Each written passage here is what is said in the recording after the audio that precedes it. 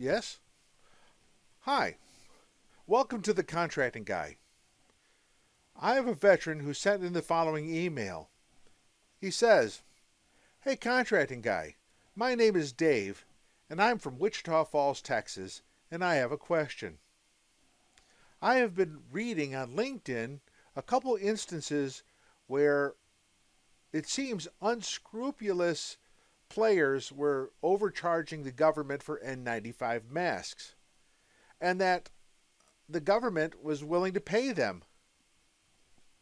How can that be so?"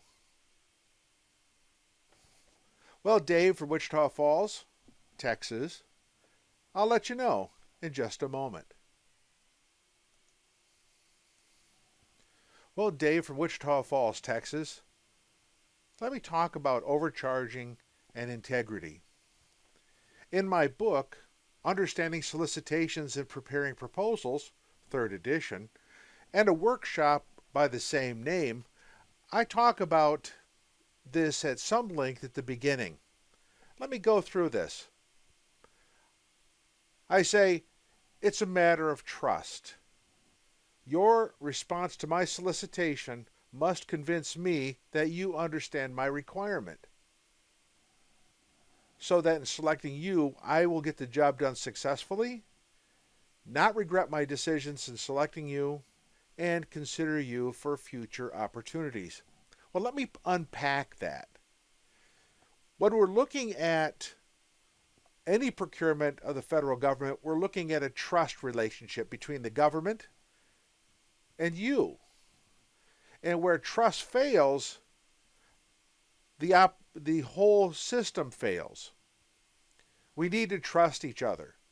But that also means that you have to be trustworthy. So what is trustworthiness? Well, first off, is that you respond to the solicitation and that you understand the requirement and that you get the job done, so that in the future, if you do that well, I will consider you favorably for future opportunities. What you have seen on LinkedIn is a breakdown of trust, a breakdown of goodwill, and an integrity issue that is really a sad testimonial of the system. These things should work. Contracting officers have years of experience, so these things should not fail in the way that they have. But at times, under these unique circumstances, where you have bad things happening with the coronavirus, you have an emergency, you have a number of things coming together, you almost have a perfect storm where opportunists, profiteers, will jump in and do what they can to get theirs.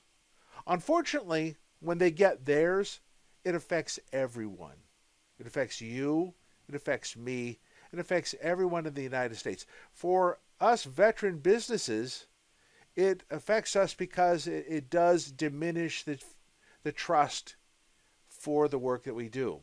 Now, I'm not saying that these guys were veterans that did this.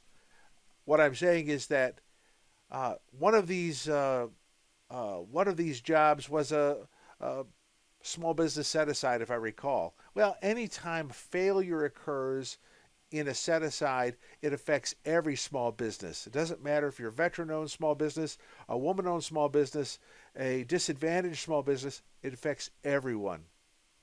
So it is a matter of trust. So whenever you're looking at this, please know, Dave from Wichita Falls, Texas, is that this is a trust relationship.